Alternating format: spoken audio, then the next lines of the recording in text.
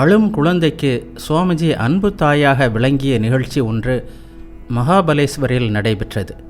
அங்கே சுவாமிஜி டாக்டர் மோரோபந்த் விஸ்வநாத் ஜோஷி என்பவரின் வீட்டில் சுமார் 1 மாத காலம் தங்கியிருந்தார்.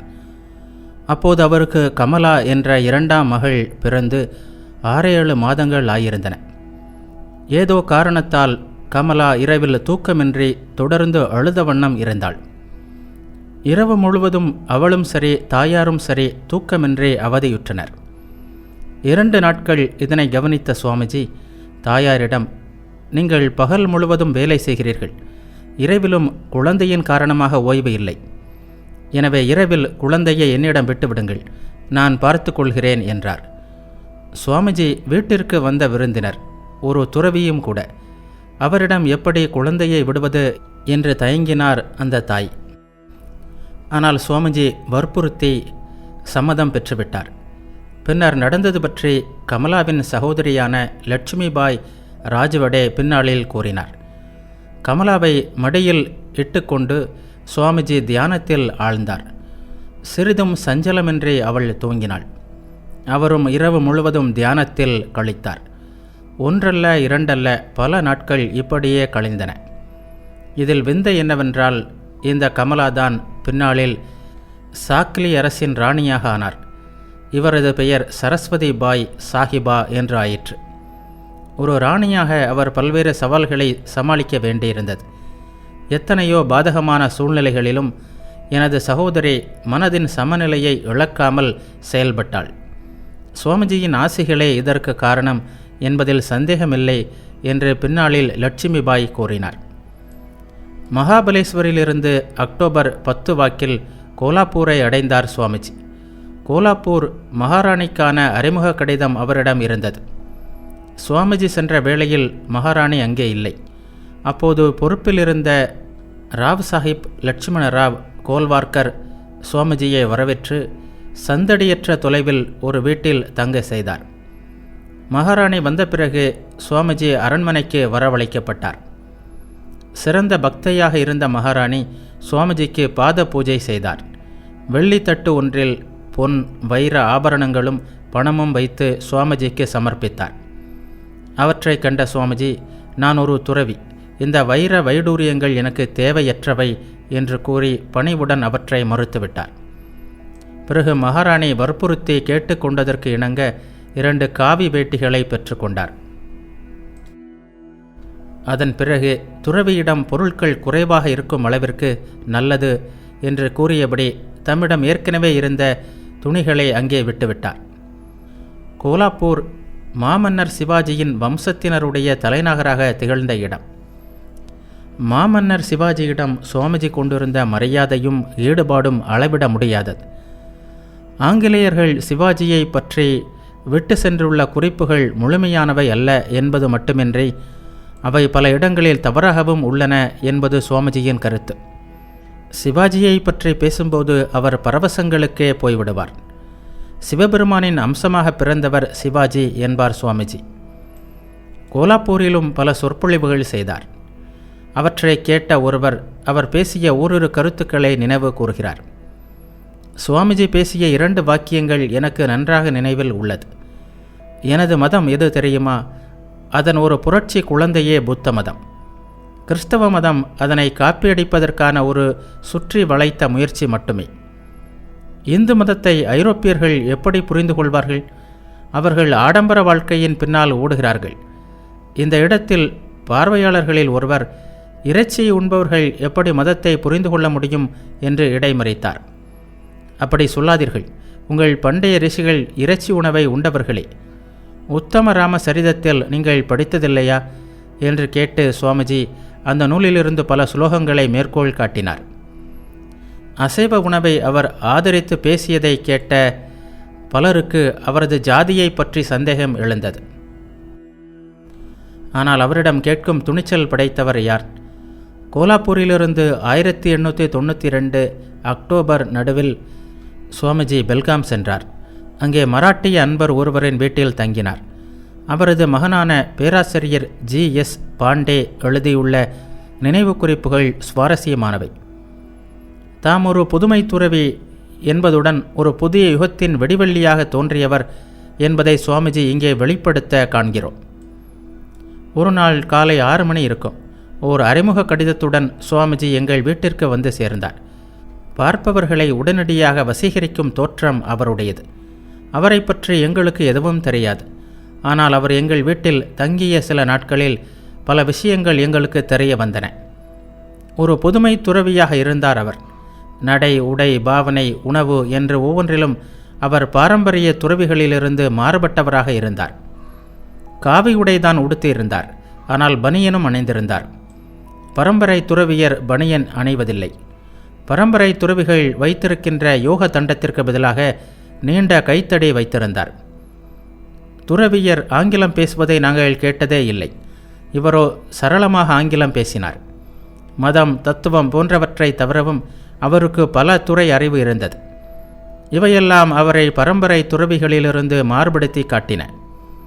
இவை எங்களுக்கு ஆச்சரியத்தை தந்தன என்றால் அவரது உணவு பழக்கம் எங்களை திகைக்க செய்தன. முதல் நாள் சாப்பிட்டு முடித்ததும் தாம்பூலம் கேட்டார். எங்களுக்கு தூக்கி வாரி போட்டது. அடுத்தது அவர் கேட்டதோ புகையிலை. ஒரு துறவியிடம் இதனை நாங்கள் எதிர்பார்க்கவில்லை. எங்கள் உணர்ச்சிகளை புரிந்து கொண்ட அவர், உங்கள் சந்தேகம் சரிதான். நான் ஒரு பிராமணன் அல்ல, ஆனால் நான் ஒரு துறவி. இத்தகைய விஷயங்களிலிருந்து விடுபட்டவனாக நான் இருக்க வேண்டும் என்று நீங்கள் எதிர்பார்ப்பது சரிதான். ஆனால் என்ன செய்வது? என்னால் இவற்றை விட முடியவில்லை என்றார். அவர் உண்மையை உள்ளபடி கூறியது எங்கள் மனதில் அவரை பற்றி உயர்ந்த எண்ணத்தை உருவாக்கியது. சுவாமிஜி தொடர்ந்து பேசினார். அது எங்களை குழப்பத்தில் ஆழ்த்தியது. இதோ பாருங்கள், நான் கல்கத்தா பல்கலைக்கழகத்தில் படித்து பட்டம் பெற்றவன். செல்வ செழிப்பில் வாழ்ந்த ஒரு வாலிபன்.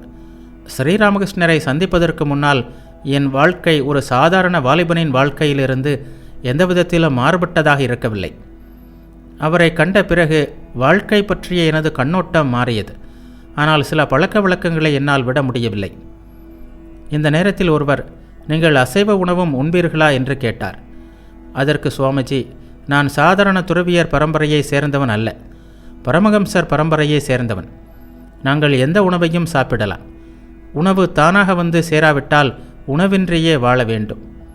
ஒரு பரமஹம்ச சந்நியாசி ஜாதி, மதம் போன்ற எந்த பாகுபாடும் இன்றி யாரிடமிருந்தும் உணவை ஏற்றுக்கொள்ளலாம் என்றார். அப்படியானால் நீங்கள் இந்துக்கள் அல்லாதவர்களிடமிருந்தும் சாப்பிட்டிருக்கிறீர்களா என்று ஒருவர் கேட்டார். அதற்கு சுவாமிஜி, ஏன், பல நேரங்களில் எனக்கு உணவளித்தவர்கள் முஸ்லிம்கள் என்றார். எங்களுக்கு அவரை பற்றிய குழப்பமும் திகைப்பும் நீடித்தன. ஒரு முடிவுக்கு வர இயலாமல் தவித்தபோது எங்கள் உள்ளத்தை புரிந்து கொண்டவராக அவர் பேசினார். உண்மை மதம் என்பது இத்தகைய பழக்க வழக்கங்களுக்கும் நியதிகளுக்கும் அப்பாற்பட்டது. புற தோற்றங்களை விட அக வாழ்க்கையே முக்கியமானது என்பதை அற்புதமாக விளக்கி எங்களுக்கு மதம் பற்றியும் துறவு பற்றியும் ஒரு புதிய கண்ணோட்டத்தை அளித்தார். பல பண்டிதர்களுடன் நீண்ட கருத்து பரிமாற்றங்களும் நிகழ்த்தினார் சுவாமிஜி. இந்த நேரங்களிலும் சுவாமிஜியின் ஓர் அற்புதமான பரிமாணம் வெளிப்பட்டது. எத்தகைய சூழ்நிலையிலும் அவர் கட்டுப்பாட்டை இழப்பதில்லை. சுவாமிஜியின் ஓரிரு வாதங்களிலேயே பொதுவாக எதிராளிகள் திணறி விடுவார்கள். மேலும் பேசுவதற்கு கருத்துக்கள் கிடைக்காத போது ஆவேசமும் ஆத்திரமும் கொண்டு கத்துவார்கள், ஏசுவார்கள்.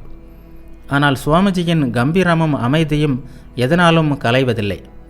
அதே தெய்வீக பொலிவுடன் முகத்தில் புன்னகை தவிழ மென்மையாக ஆனால் உறுதியாக தமது கருத்துக்களை எடுத்து கூறுவார். சில நாட்களுக்கு பிறகு ஹரிபாத மித்திரர் என்பவரை காண சென்றார் சுவாமிஜி. ஹரிபாதர் துறவிகளிடம் அதிக மதிப்பு இல்லாதவர்.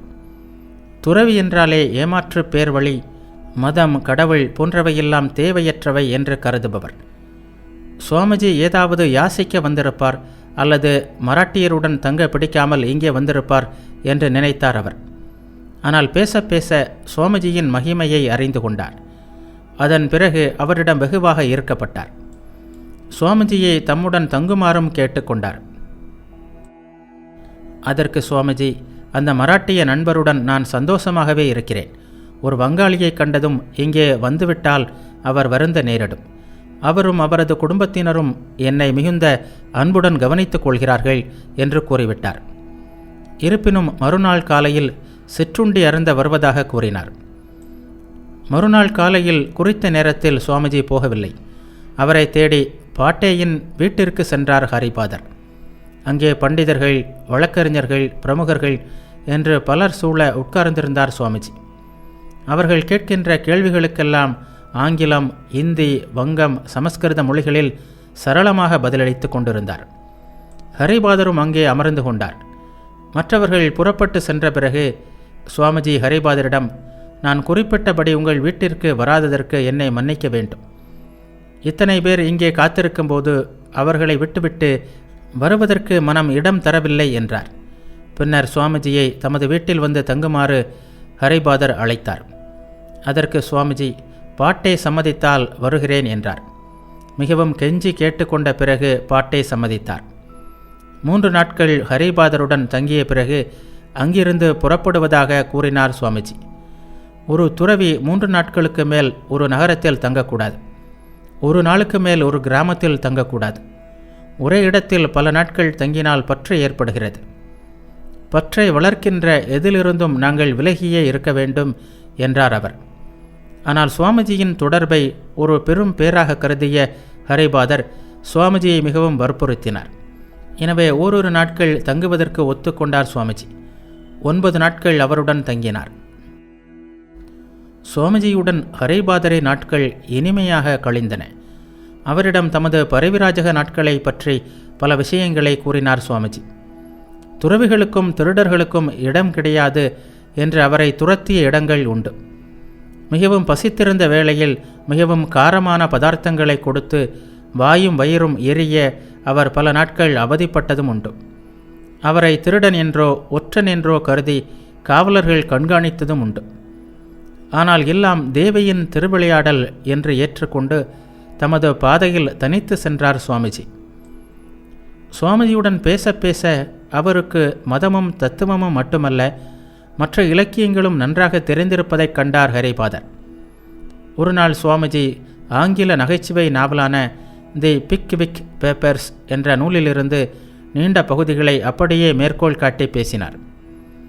ஹரிபாதருக்கு இது மிகுந்த ஆச்சரியத்தை தந்தது. சுவாமிஜி கூறியதோ அவரை மேலும் ஆச்சரியத்தில் ஆழ்த்தியது. சிறு வயதில் ஒரு முறை, 5-6 மாதங்களுக்கு முன்பு ஒரு முறை என்று 2 முறை மட்டுமே தாம் அந்த நூலை வாசித்திருப்பதாக கூறினார் அவர்.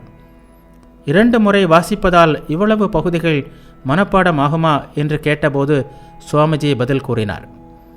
உடம்பில் செயல்படும் சக்திகளை கட்டுப்படுத்துவதால் மன ஆற்றல் வளர்கிறது. எனவே உடம்பில் செயல்படுகின்ற பௌதிக சக்திகளை கட்டுப்படுத்தி சேமித்து அவற்றை மன ஆற்றலாக, ஆன்மீக ஆற்றலாக மாற்ற வேண்டும். எதையும் சிந்திக்காமல் அர்த்தமற்ற இன்ப நாட்டங்களில் உடம்பின் சக்திகளை செலவிடுவது அபாயகரமானது. இது மனதின் கிரகிக்கும் ஆற்றலை இழக்க செய்கிறது. இன்னும் ஒன்று, நீ எதை செய்தாலும் முழு மனதுடன் செய்ய வேண்டும். ஒரு முறை ஒரு சாது தாமிரத்தாலான சமையல் பாத்திரங்களை துலக்கி கொண்டிருந்ததை கண்டேன். துலக்க துலக்க அவை தங்க பாத்திரங்கள் போல் மின்னின. பூஜையையோ தியானத்தையோ எவ்வளவு கவனமாக ஈடுபாட்டுடன் செய்வார்களோ அந்த அளவுக்கு அவர் முழு மனதையும் செலுத்தி அந்த வேலையை செய்து கொண்டிருந்தார். இந்த நாட்களில் சுவாமிஜியிடம் பிரெஞ்சு இசை பற்றிய நூல் ஒன்றும் இருந்தது. ஹரிபாதர் பல நோய்களுக்காக பல்வேறு மருந்துகளை சாப்பிட்டு வந்தார். அவ்வாறு கண்டதற்கெல்லாம் மருந்துகளை சாப்பிடுவது உடல்நலத்தை கெடுக்கும் என்று அவருக்கு அறிவுரை கூறினார் சுவாமிஜி.